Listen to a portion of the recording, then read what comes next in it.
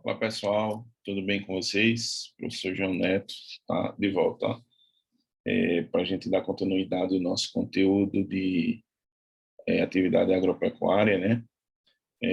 Na nosso último encontro, a gente ficou na parte de estrutura fundiária, tá? Então, eu vou falar um pouquinho do que é a estrutura fundiária e como é que ela acontece aqui no Brasil, tá?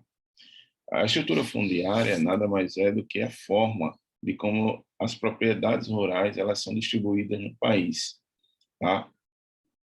A gente tem uma estrutura fundiária muito concentradora, ou seja, existe a grande parte das terras estão inseridas numa pequena quantidade de propriedades, ou seja, existe um grande número de propriedades com tamanhos muito grandes, tá?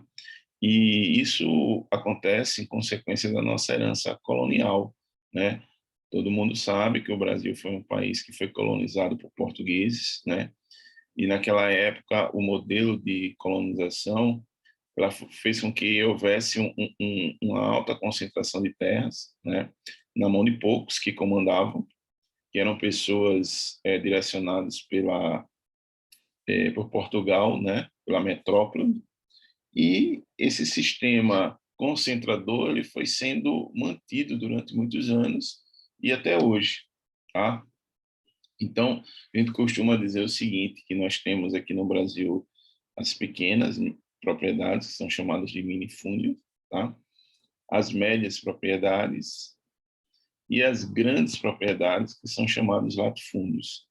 Aí, no decorrer aqui do nosso encontro hoje, a gente vai falar um pouquinho sobre cada uma delas, tá? Deixa eu seguir aqui o material um pouco mais para frente. Para a gente tentar entender, a gente costuma dar uma definição seguinte, que o minifúndio é toda propriedade rural que é menor do que um módulo rural, tá?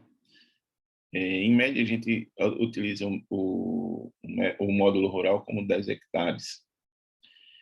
Então, essas propriedades, elas são utilizadas normalmente por famílias, ou por pequenos comerciantes, né, agricultores comerciantes que produzem para o abastecimento de mercados, né, dos grandes centros urbanos.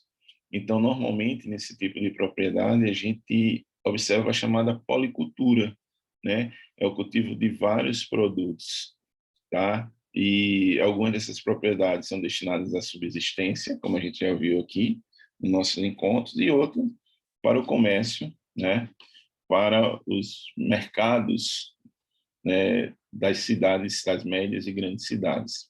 Tá? No Brasil, a concentração, as regiões que têm maior concentração de terras são as regiões Centro-Oeste e Nordeste. Isso vem muito devido à questão da cultura agrícola no país.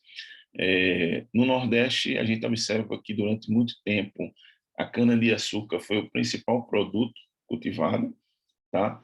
E a cana-de-açúcar, por ser um produto que tem o seu foco, né, o seu escopo, a exportação, tá? Que utiliza aquele sistema de plantation, então necessita de grandes propriedades. Então, o Nordeste ele tem muito dessa questão dos grandes latifúndios, tá?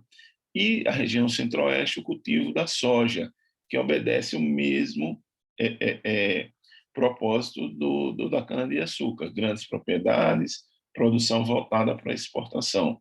O plantation utilizado hoje só difere do que era utilizado no período da colonização devido ao emprego da mão de obra. Naquela época, a mão de obra era escrava, tá?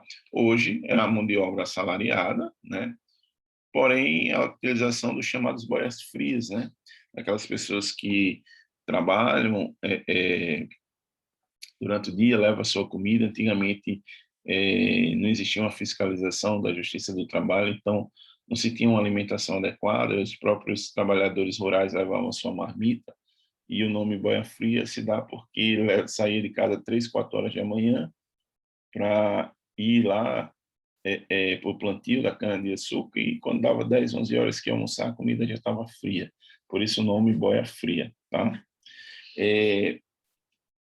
Tem um outro detalhe que é importante a gente falar com relação aos latifúndios, tá? A gente, normalmente, inclusive no vestibular, a gente observa muito o termo latifúndio por dimensão e latifúndio por exploração.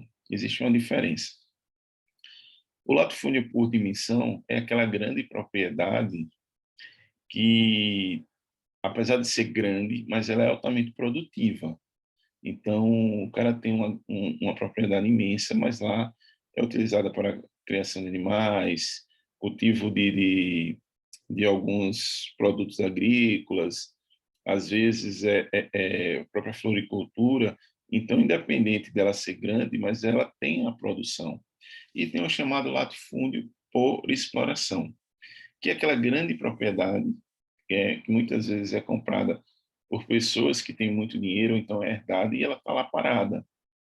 Então, esses latifúndios por exploração, ou seja, são grandes propriedades que não são exploradas, que são utilizadas até o termo improdutivas, que até não concordo muito, porque ela não é que elas são improdutivas, é que naquele momento elas não estão produzindo, tá? Então, é esse tipo de propriedade que muitas vezes eram, né, e ainda é hoje em menor escala, alvo do movimento sem terra, né, da invasão do movimento sem terra para forçar a reforma agrária, tá? E o que é esse fenômeno, esse processo de reforma agrária? É tipo você forçar para que o governo desaproprie aquela propriedade, né? E a partir daquele momento se divide em lotes e distribua, né, para aquelas pessoas que estão cadastradas no INCRA, né, para que tenham direito a uma terra e trabalhar, tá? Então isso se acontecia muito na década de 90, século passado, início dos anos 2000, e hoje em menor escala, porque a maioria dessas propriedades hoje ou são produtivas ou não tem mais esse perfil de adequação da reforma agrária que é exigida, tá? Mas, enfim, só para vocês entenderem. Aqui no final aqui do nosso material, ele fala um pouquinho sobre a questão da modernização do setor agropecuário, né? Com o avanço da tecnologia, ela foi sendo utilizada também dentro do processo agrícola. E isso tem alguns benefícios e alguns, vamos dizer assim, prejuízos, tá?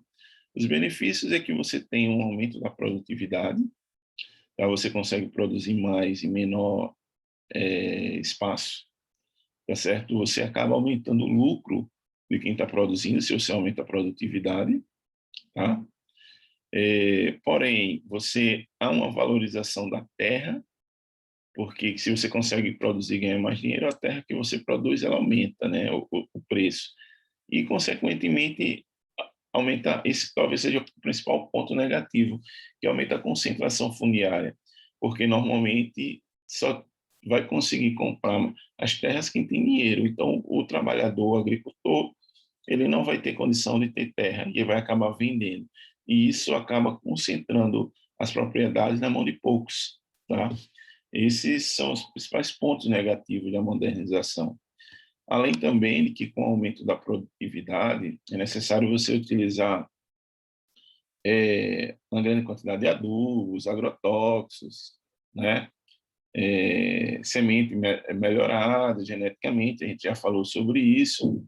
Isso acaba encarecendo todo o processo, né? Apesar do aumento da produtividade, tá certo? E com isso, com essa tecnologia utilizada, com o aumento da produtividade, a agricultura passou a ter um espaço muito forte na nossa economia, né? Inclusive, hoje a gente utiliza o termo do agronegócio, sendo o principal responsável pelo PIB brasileiro, principalmente nesse tempo de pandemia, que houve uma queda em alguns setores industriais e de serviços, mas o agronegócio se manteve em alta, não só porque a alimentação a gente não pode deixar de consumir, como também para exportação para outros países, né? O termo agronegócio é utilizado porque existe uma agregação de valor do produto rural quando você o industrializa, tá? Então, hoje, só para vocês terem uma ideia, há quase 282 milhões de hectares sendo utilizado no Brasil pelo agronegócio. É muita terra, tá? E uma outra situação também que eu queria falar para vocês é o seguinte, aqui no nosso material ele traz algumas informações do agronegócio, né? Eu vou dar uma lida aqui para vocês terem uma ideia. O PIB do setor rural, né, equivale a 162,95 bilhões de reais, tá? As exportações do agronegócio, isso em 2003, tá? Era 36 milhões de dólares, tá? O saldo comercial da balança brasileira com o agronegócio é de 31,57 bilhões de dólares. Então, e ainda 40%, quase 40% das pessoas que trabalham no Brasil estão associadas ao agronegócio. Então, imagine a força que tem o agronegócio hoje na economia brasileira, tá? Então, com isso, a gente termina essa parte sobre agricultura, tá? No nosso próximo encontro, eu vou trazer umas atividades sobre agricultura para a gente ir respondendo e tentar ver de que forma esse conteúdo é cobrado no vestibular, tá? E no Enem. Um abraço para vocês e até a próxima.